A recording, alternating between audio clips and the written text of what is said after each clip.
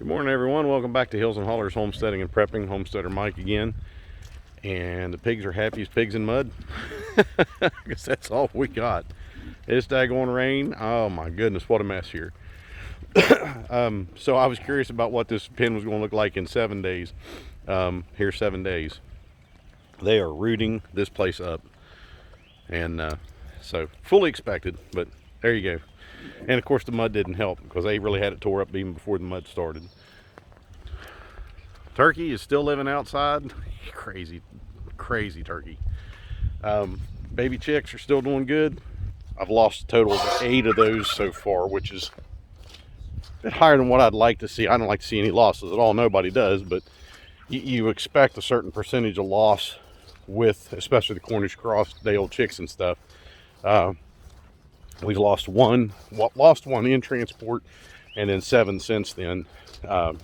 Luckily, I haven't found any dead this morning. They're all soon to be all right this morning. So they've got plenty of food. It's plenty warm enough for them. They got plenty of water, still giving them the electrolytes. So it's all good so far. We'll just see. Hopefully we don't lose any more, but of course we know that's the reality of this. All right, so a good topic to cover. Yes, I know you're excited to see me. Dogs. So I told you guys previously about diesel fuel prices. You've been around. I don't have to sit here and tell you what the prices are. But last night while we were out, $5.69 a gallon is what it seems to be in our region.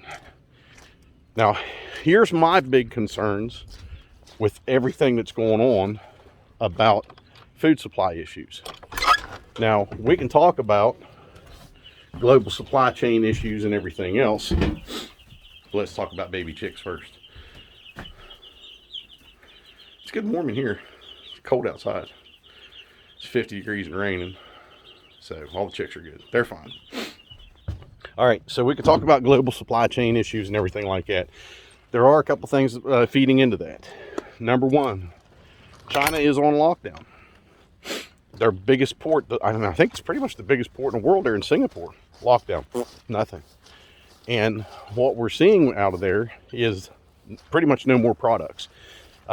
We've got ships docked out in the ocean at our ports and stuff that have yet to be offloaded.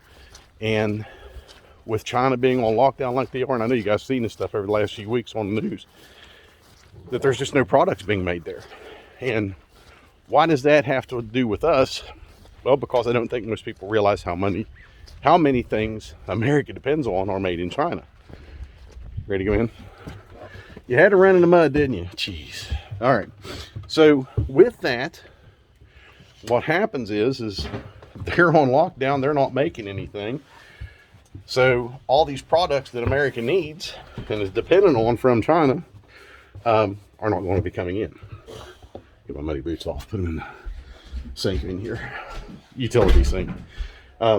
So that's what we're looking at with them, is that everything that we depend on is not going to be coming. And when they finally finish up getting these ships that we have docked out in the ocean here in our ports offloaded, there's not going to be any more coming in because there's nothing being made in China. Now, where does that come into play for us? And where that comes into play for us is that our trucking industry, our 18-wheelers and stuff, are coming in, and they're not only looking at extremely high, I wash my hands here, extremely high fuel prices. I mean, you're talking $2,000 to fill an 18-wheeler up now, just with fuel. So you're going to have that increased price in fuel, increased price in shipping rates, and then you're looking at repairs on these trucks. So these trucks are out on the road, things break, they break down, we know that. So what's the big deal with that? We just fix them, right? Well, the other end of that spectrum is that all of the parts made for most of these trucks is made in China, and they're not being made right now. And these trucks, and there's reports all over the place about this, these trucks are breaking down on the road. They're being towed into repair places, and they're setting for weeks and months because they can't get the parts to fix them. So you have to have parts to fix these trucks. And I mean, they've been scavenging off of, you know, wrecked trucks, and they're salvaging parts where they can, but they can't get the parts for them. Moog, M-O-O-G, Moog is one of the largest producers of parts for big trucks and stuff. They're made in China. So we've got all these whammies. You call them double whammies, triple whammies. So here, this is a big impact on our food supply. Okay, so can't get the parts to fix the trucks. Prices of fuel. Trucks sitting for a long time. No parts coming out of China. And then look at our farmers. They can't get fertilizer. Fertilizer prices went just ridiculous. And so they can't get fertilizer. There's a lot of farmers right now who are not even going to plant this year. And I mean big farmers. Okay, this isn't the local guy in the holler across the hill here. These are big farmers. So they're not planting because they can't get the fertilizers. They can't afford the cost of fuel. The fuel increase is going to cost them, because tractors run on diesel fuel, if you didn't know that. So do combines and pretty much all farm equipment. So, and not saying you don't know that, I'm sure most people do. But these are the issues we're looking at, and it's all going to play into one big thing. And when I said a couple videos back about, you know, seeing it's coming in June, you know, we're going to really start noticing the shortages and stuff. And I'll still hold true to that, you know, June is when it's really going to start being noticeable. Now, it may not be noticeable where you're at immediately, but through the summer, you're going to really start to see that. And even if they were to end the lockdowns in China tomorrow, you're talking months for them to get back up to production levels, months to get that stuff.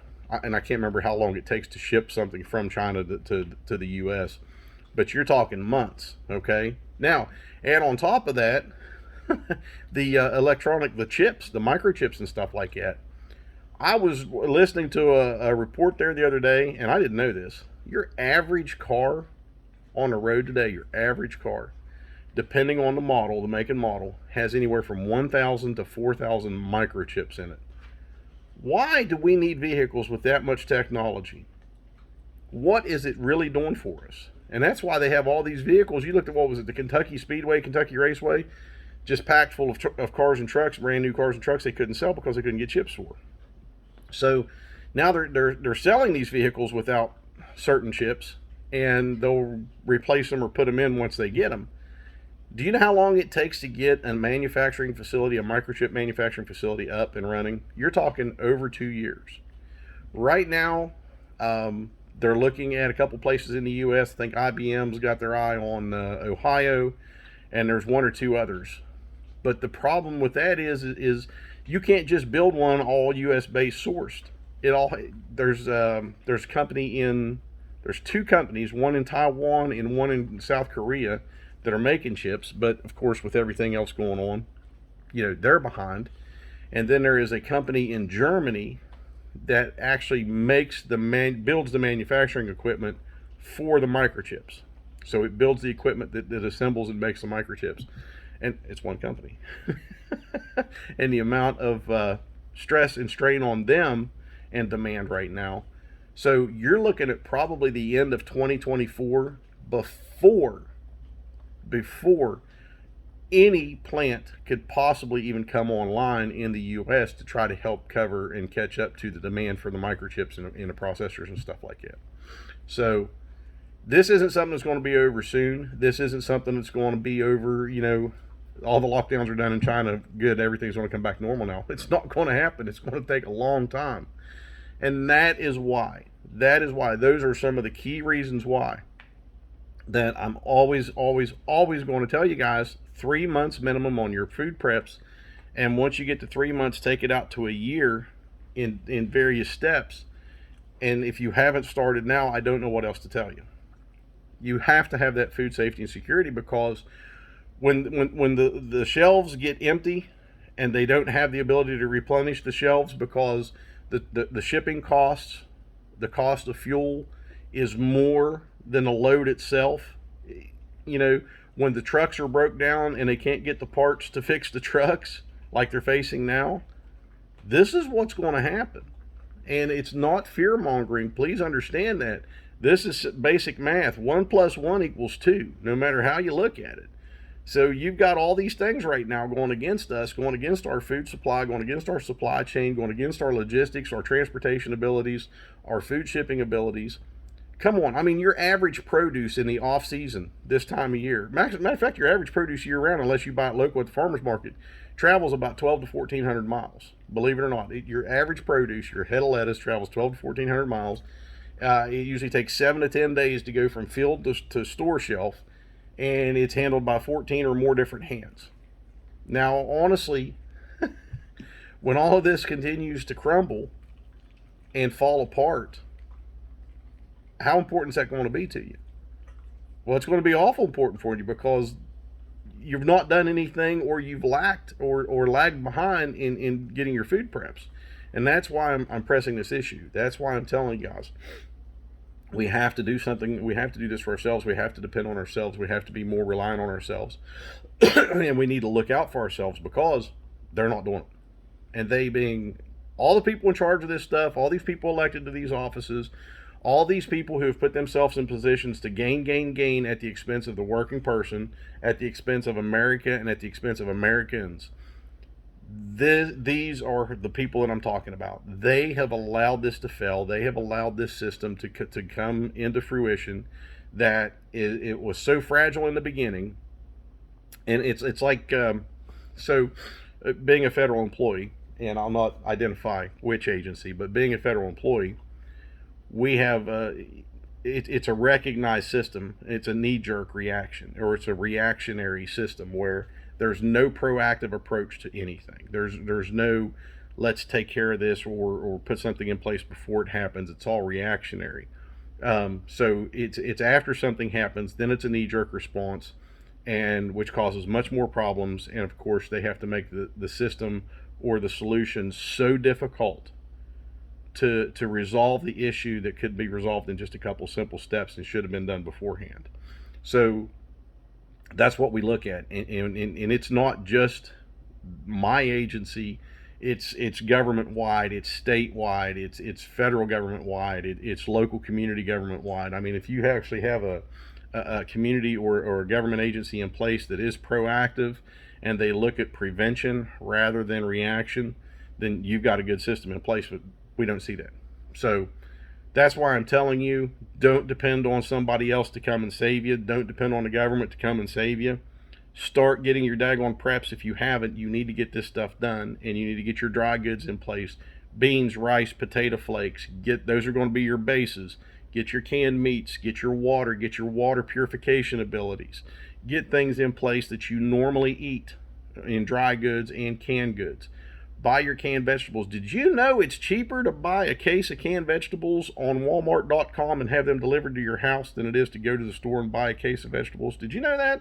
You can buy green beans, you can buy peas, you can buy all those canned vegetables online and have it delivered to your house cheaper than you can go to the store and buy it. We just bought a bunch. You have to look at the price differences and the options that are there, because for whatever reason they make it cheaper. And they're actually doing DoorDash. I could not believe that.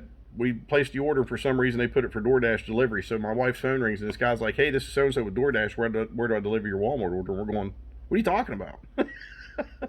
So they screwed up. DoorDash is delivering for Walmart in some instances. So those are things to look at. Go to your dollar stores, go to your Dollar Trees. They have slim pickings, but they have decent preps. And you go there and buy in bulk and look online. LDS, Latter-day Saints, they have big food canning facilities where you could buy, because they're preppers themselves. They encourage you to prep and be prepared.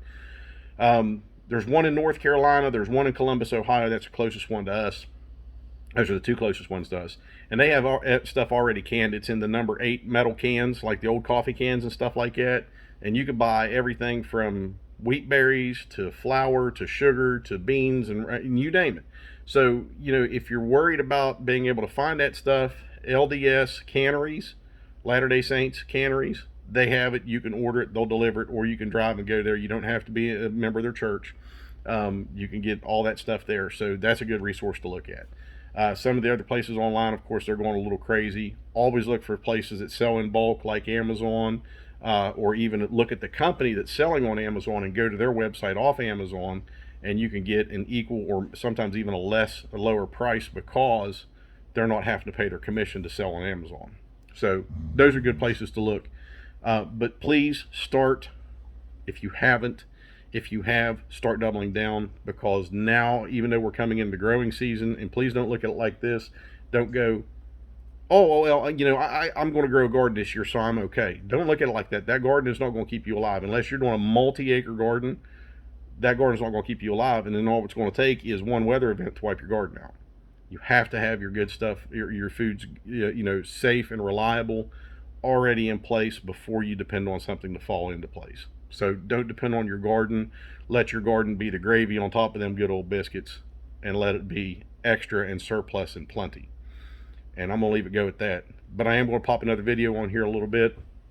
I'm going to address a couple of things that people seem to be commenting on, but I'll show you that here in the next video. In the meantime, keep working the Star Vet system. Take care, God bless, and keep prepping.